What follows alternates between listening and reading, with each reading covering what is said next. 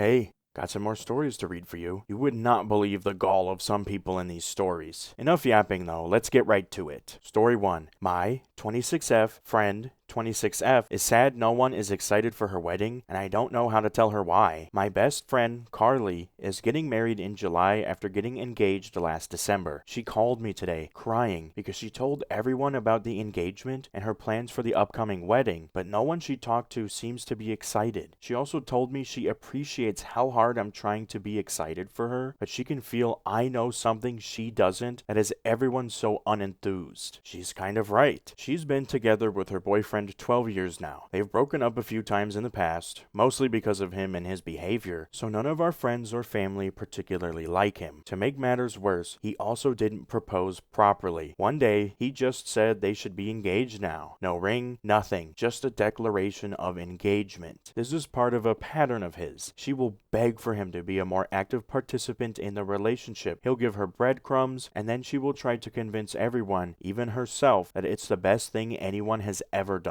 Finally, when she talks about their upcoming wedding, every sentence is about what he wants and how he will enjoy the day, not her. There are two main aspects about the wedding which I know her other friends and family dislike. First, no plus ones, but not in the traditional sense. As an example, I am not allowed to bring my husband because he isn't close friends with the couple. No boyfriends or other short-term relationships I could understand, but no fiancés or husbands unless they know the couple well enough. The second part, however, is arguably worse. There will be no expenses paid for the guests, no save the dates or invites, no venue, just a reservation in a restaurant where everyone will pay for themselves. If someone wants cake, they can bring one themselves or order some off the menu. To be clear, I don't have anything against someone wanting to keep a wedding small and inexpensive. She makes good money, and it's hers to spend how she chooses. However, the way she describes her wedding day sounds both unappealing and inconvenient to attend. Some of her guests live a few hours away, and some even in another country. Everyone's expected to drive or fly over by themselves to a restaurant where they need to pay for their own food. I don't know if they also expect wedding gifts, but it's pretty obvious how this isn't appealing. I tried to hint at these things in the past few weeks, but after that call, it is clear she still doesn't know or doesn't want to see the truth. Carly already knows how me and her other friends feel about her fiance. Here's a hint. No one likes him. We've all tried to talk about their relationship, but we stopped trying to get through to her after she took him back for the 4th time. That was a few years ago, and our words have fallen on deaf ears. I just don't know what to do or how to tell her any of this. I think you should be able to celebrate your wedding day however you want, but also, if the happiness and excitement of her guests is so important to her, there is no way around telling her. I just worry it might put her in a tough spot where she'll have to decide between giving in to the guests' demands or sticking to her, mostly her fiance's, plan. There's some additional context given in the comments from OP,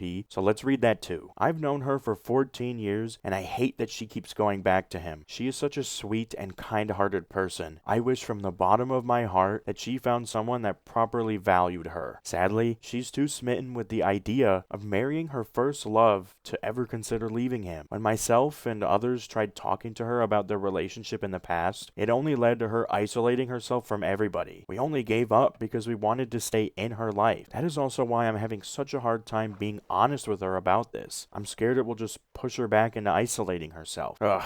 In order to avoid putting your friend in a tough situation, you're now in one. Do you tell her or not? I think this is one of those situations where an intervention is needed. I know this is a lot to ask, but if what you say is true, OP, and everyone in her life has told her this isn't right, I believe you guys can come together and do this. Contact everyone who's cared about Carly. Her mom, dad, siblings, friends, anyone who's ever talked to her about this in the past. Set up a date and time where everyone can meet and instruct them to write out a heartfelt letter to Carly. When you write your own letter, ensure that you communicate that she's not alone, and even if she decides to still go through with marrying this bozo loser, you'll always be a part of her life. Hopefully, enough love and care shared can finally reach her and show her she deserves so much better. There's no guarantee this will work though. There's always the chance this could backfire horribly and she completely completely isolates from everyone. That's a risk you have to be willing to take. Alternatively, you could try to point out the logic to her. Traveling's expensive, food is expensive, and wedding gifts are expensive. What may be inexpensive for them is expensive for everyone else. Maybe she could see how her fiance's decisions are why no one is excited. This also has the risk of making it about the money and further pushing her away, but everything you do and don't do can push her away at this point. A lackluster wedding could be twisted by the fiance into the people in her life not really loving her. Who knows? Do what you think you have to as her friend, and that way you can live without regrets. Good luck, OP.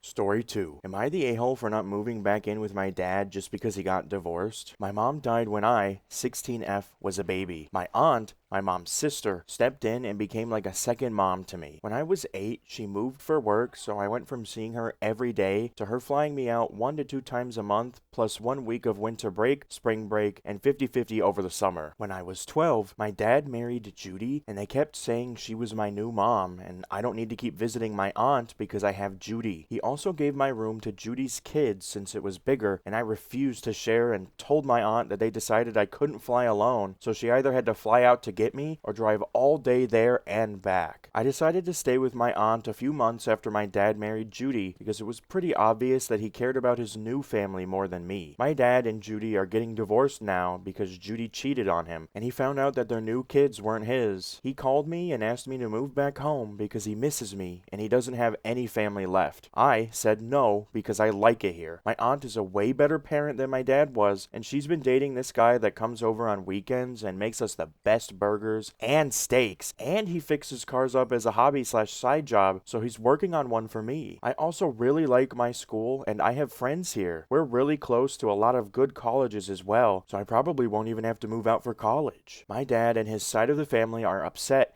that I won't move back because he's my dad and he needs me, but he's the one that chose his new family over me. Them getting divorced isn't my problem to solve. I don't really plan to change my mind, but I want to know if me refusing to move back makes me an a-hole. Am I the a-hole? Nope. Absolutely not. You see this time and time again. Parents get divorced, one of them remarries, and any kids they had from the previous marriage end up pushed out of their new family. I'm not going to mince words here. It's disgusting. I'd use more choice words if I weren't trying to remain YouTube friendly. A child is not something you can discard. They're a person that will remember the betrayal forever. The guilt tripping from your dad and his side of the family is just the cherry on top. You know where you want to be, and your dad already chose Judy over you. Now, you have every right to choose your aunt over him. Let your dad and his side of the family be mad and live your best life with your aunt. Also, make sure your aunt is in the loop with everything that's going on so she can give you the support you deserve. Take care, OP. Definitely not the a-hole. Story 3. Am I the a-hole for refusing to give my mom my savings after she found out how much I have? I'm 19F, currently in college and still living at home. I've been working part-time since I was 16, and I'm really strict about saving. I don't go out much, don't buy expensive stuff, and have managed to save a decent amount, around $4,000. Last week, my mom asked me to log into my banking app to transfer money for groceries because her card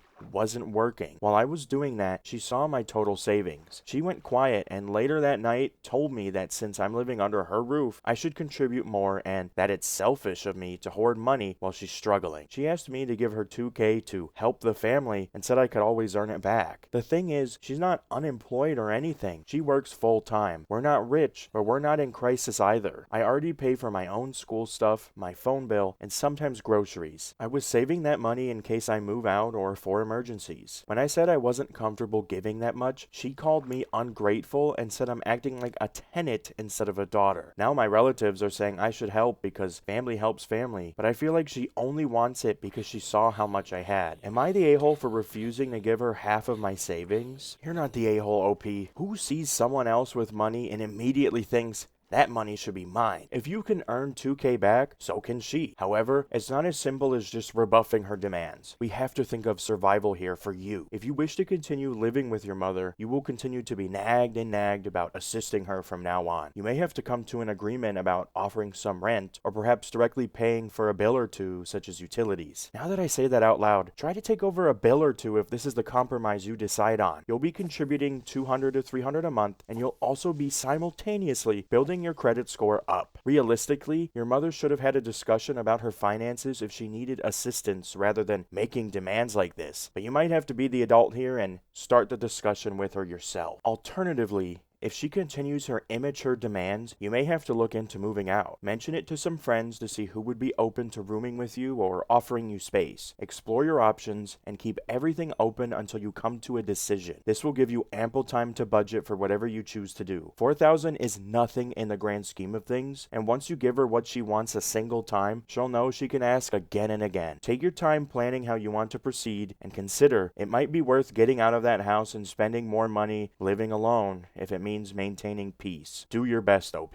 Story 4. Am I the a-hole for reminding a guy I got absolutely nothing as a retirement gift when being asked to contribute to another? I retired from the Army Reserves after 22 years in the summer of 2024. I got nothing as a parting gift from anyone. I didn't really care. I was just happy to be retired and have put that phase of my life behind me. This past week, I was asked, over text, by the same guys who couldn't be bothered to give me so much as a certificate of appreciation on a piece of A4, if I wanted to contribute to a gift for another guy who was retiring soon. They planned to get him a 1911. For those who don't know, that's a pistol. I told them I would, but kind of jokingly reminded him I didn't even get a used Starbucks gift card when I left. I didn't get a reply. Waited a couple days and let him know that I really wasn't trying to be an a-hole if it seemed like it, but that I was caught a little off guard being asked to contribute to such a gift after having received nothing, and that it was a bit of a gut punch. I've still heard nothing back. It's not like these guys are just casual acquaintances either. I've deployed to Iraq, Afghanistan, etc. with these guys, and a couple even stood at my wedding. Known a few of them for nearly 2 decades now. I still have heard nothing at all, just crickets. So, am I the a-hole for reminding the same people asking me to contribute to a pretty significant retirement gift that they got me nothing? I did end up chipping in $100 over Venmo. Still haven't heard a peep. Here's another comment from OP for extra context. For those who keep asking me why I sent money, and for those who will, I've spent a decent bit of my life in some pretty crappy places with the guy they're organizing this for. One of the best guys out there. Sure, he's one of the guys that could have done something when I left, but me leaving empty-handed doesn't mean he should. I'm happy to contribute. I simply pointed out a fact when asked to do so. Take a guess what I'm going to say. Not the a-hole. You simply pointed out inequality and then got ghosted for it. I've never been in the Army, but I know it can turn strangers into family. You guys had to work together to survive. That's a deep connection. OP already contributed money, but if they could do it again, I'd suggest having sent your own individual gift directly to the guy. At the end of the day, there's no harm in contributing to the gift, just as there was no harm in asking your question. Hopefully they talk to you soon and smooth this over, because you don't even sound mad, just disappointed. Thank you for the work you've done for us, and take care, OP.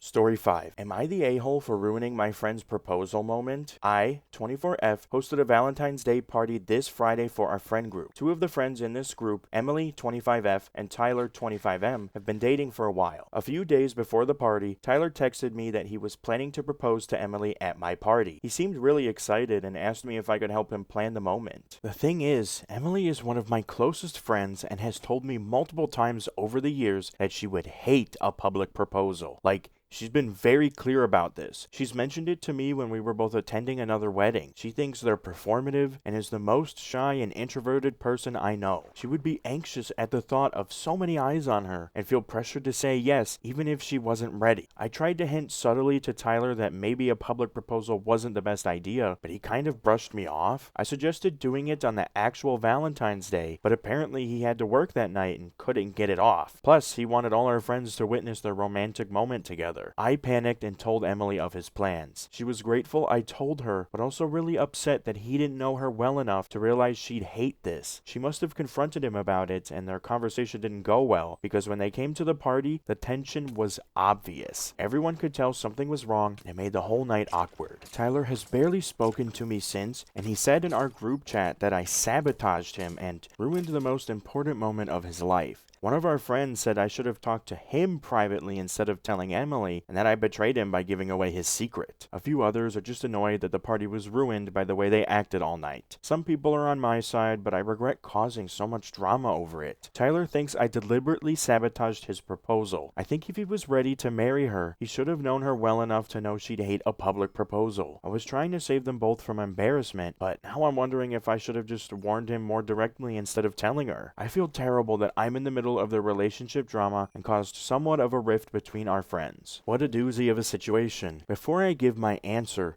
I need to elaborate on some of the nuance here. If we focus purely on the first part, Tyler saying he was planning to propose to Emily at OP's party is flat out inconsiderate. You don't just hijack a party and add a huge event to it without asking first. As for the rest, the context of the actual words said is very key here. What does OP consider a subtle hint? If it was as small as, I don't know about that, then I can understand why Tyler didn't get it. Clearer communication would have went a long way. A simple, "She's told me she wouldn't like that," would have been very clear. Then, if Tyler pushes back after you're direct, you could have went to Emily about it. Some folks in the comments said that if Tyler doesn't even know what type of proposal Emily would like, then he shouldn't be proposing to her in the first place. I agree. He's failed as a partner. However, without knowing if Tyler would have changed his mind if told more clearly, it leaves things too ambiguous for a confident judgment from me. Tyler is definitely an a-hole for not talking about a potential proposal with Emily first, but I wouldn't be comfortable assuming any guilt of OP without knowing the actual words used. She tried to save both Tyler and Emily from an inarguably even worse moment from their relationship, and while she didn't communicate clearly with Tyler, Emily did appreciate OP telling her. Hopefully, this will give Tyler a wake-up call to improve his communication skills and realize he sabotaged his own proposal first by not talking about it with the one person he should have. I hope things get smoothed over soon, OP. I'm sorry you got put in the middle of this and had to make a difficult decision. Story 6. Am I the a-hole for standing up to my mom over a Facebook post and raising my voice at my wife? My wife, 29F, and I, 31M, have a 6-month-old daughter. Before she was born, we agreed we didn't want photos posted publicly. My mom, 58F, usually respects this, until last week when she posted a clear picture of our daughter at the park. I asked her to take it down and explained it's about privacy and consent. She claimed I was only doing it because of my wife and that I didn't really care. I raised my voice and told her she's crossing the line and making our already complicated marriage harder. My mom says I was disrespectful. Later, I talked to my wife about it. She said I was right to stand firm, but then said my mom probably won't babysit again and that she can't be trusted around our daughter. I told my wife she was overreacting and that it wasn't fair to punish my mom for one mistake. The conversation escalated quickly and I ended up raising my voice at her too. Am I the a-hole for standing up to my mom and for how I handled my wife's reaction? For once, yes, you're the a-hole, OP.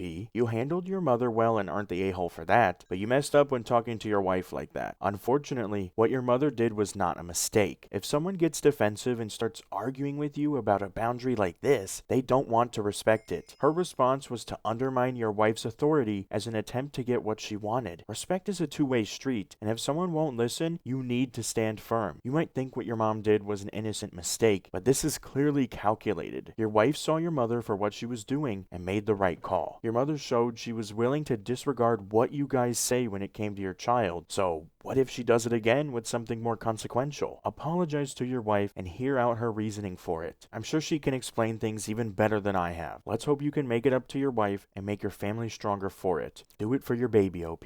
Story 7. My kids want me to live miserably and die alone, and I'm sick of it. My wife passed away from cancer 12 years ago, leaving me alone with our 3 kids. I never dated after her, and even if I did, they wouldn't have approved of it. I wanted to focus on them anyway. My oldest daughter is now married and my younger 2 sons are in college. Everyone's out of the house now, so it's just me at home, and it's so depressing. I leave in the morning to go to my soul-sucking job and return in the evening to an empty house. No warm meal, no noises, no one to go back home to. I still love my wife and I do miss her very much. If she was still alive, I wouldn't dream of speaking to another woman, but I'm still young. I'm 48 and in relatively good health. I don't want to spend the rest of my time on this earth alone. I've been recently talking to one of my friend's divorced sisters, and we're liking each other, but my friend's son, her nephew, is close friends with my youngest. He told him, and now all my kids are angry at me for moving on. They just want me to keep living a miserable life to honor their mom. But I've honored her long enough, and I deserve company too. All of them are out dating, and my daughter is even married herself, so why can't I have someone to come home to? Is that too much to ask for? OP,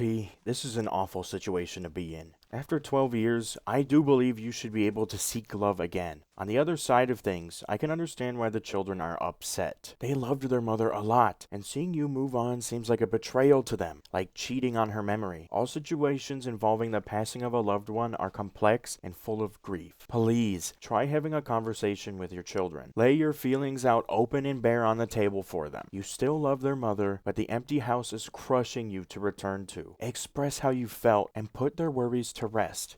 You haven't moved on from their mother. That's the big hang up here. I think there's a good chance that one open and honest conversation can help you guys understand each other's feelings and might even encourage them to come visit you more. It's key that you have this conversation with them before moving forward into any kind of relationship. Make sure to stop and take a moment to breathe, OP. This situation is a lot, and how you act now will define your relationships with your children going forward. I hope everything goes well for you. Story 8. Boss always found an error with my monthly reports and cover letters, so I used her old ones and watched her rip them apart. I was telling this story the other night, and I was told to post it here. This takes place 19 years ago when I worked for State Street Bank for one of the worst human beings ever, Paula. Real places and names, so I do not care. If you live in Boston and are looking to work at this place, skip it. It is a horrible place to work. Anyway, on to the story. I had just started working for Paula. The team was a mini project team tackling complex financial operational problems with high SVP visibility. That's how it was sold to me. In reality, it was a mushroom farm, with Paula keeping you in the dark and feeding you crap. All I did was compile reports and gather data from people who were terrified of my team. Needless to say, I was bait and switched and was looking to get out shortly after I got there. She had a habit of always criticizing your work to hell with the stupidest reasons. One of the reports I was responsible for was a weekly update on certain oil warrants out of Nigeria. To those that do not know, a warrant is an agreement to buy a commodity of a specific price, regardless of what the current value is. The reason being, there was an option to buy at $30 per barrel when prices peaked at $90 per barrel. We had no idea if the holder knew about this or not, but we had to monitor and report because the liability and loss would have been massive. Anyway, week after week after week after week, Paula would review and rip me a new a-hole over the format, verbiage, and everything not related to the actual numbers being right. Total ticky-tack stuff. One day, I was going through the network files and stumbled across an old folder for a similar project. It was Paula's handiwork before they gave her a team to manage. So, I decided to use her format for everything, even changing the report structure to look just like hers and using her cover letter language. I brought it to her office to review and sign off, and she absolutely lost it. She asked what happened to the old format. I told her since she didn't seem to like what I had been doing, I thought it best to change it around. She said that this was worse than before, probably the worst I've ever submitted to her. She went on and on for what seemed like forever. I just looked at her and didn't interrupt with a blank look. Her last question to me was, what was I thinking when I made these changes? I told her that I used the formatting and language she used when she was doing a similar report a few years back, that I found the folder online and used her past work verbatim, just with the numbers and relevant information changed. I gave her printouts of her reports and letters to compare. She just looked at me and had this dumbstruck look on her face. I asked, if this was bad, should I go back to my format then? She just ended up signing off on the reports and said to send them as is. I just wanted to confirm that they were fine to send because less than a minute ago, she said it was basically unreadable. She said they were fine as is and we didn't have time to redo them. So, I sent them out. Here comes the funny part. I was smart enough to find and save all of her old work. Shortly after that meeting, she did what I expected her to do. Delete or maybe moved the old folders to somewhere where I can no longer access them. This cat and mouse game went on for the remainder of my time there. I would use her template / past work and wait for her to tear it apart. After a few more times, she eventually figured out I grabbed all of them. She asked, and I told her I recreated SOPs using all of her past work and had it saved locally. It seemed like a logical thing to do. I was able to quit a few months later. F you, Paula. Excellent job, OP. Not only did you humble Paula in the best way possible, you also exposed what was likely a bias against you. This is how some people regulate their emotion, by taking it out on people under their authority. You know, it's really sad how often people like this manage to weasel their way into leadership roles. I think it has something to do with their ability to bulldoze over people. Not so much leading like a leader should. And I'll say it with you, OP. F you, Paula. With that said, we've reached the end. I hope you enjoyed, and if you did, like, comment, and subscribe to show the algorithm I matter. If not, I'll waste away into nothingness or something. Have a good day, good night, or good in between. Bye-bye.